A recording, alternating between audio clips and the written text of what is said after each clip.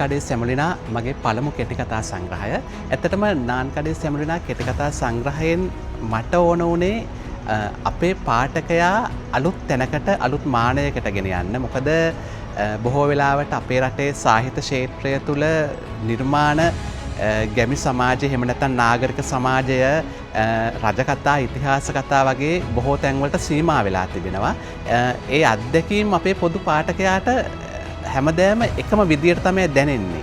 ඒ නිසා මට නාන්කඩේ සැමුලිනා කෙටිකතා සංග්‍රහය තුලින් අවශ්‍ය වුණේ අපේ පාඨකයා අලුත් තැනකට ගෙන යන්න. ඒ නිසා මම මේ කෙටිකතා සංග්‍රහයේ අඩංගු කෙටිකතා 7ට තෝරාගත්තේ රටවල් 7ක අත්දැකීම් එකතු කරලා.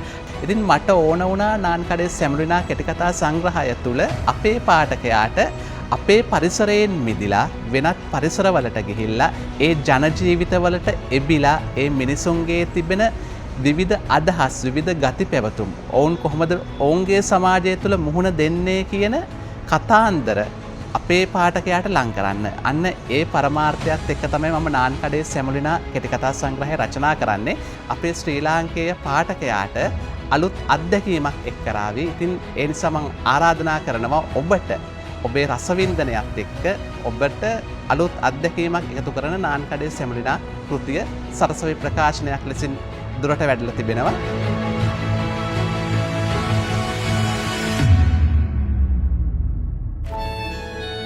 සරසවි පොත්හල ඔබ ඇවිත් ගැවසෙන්න.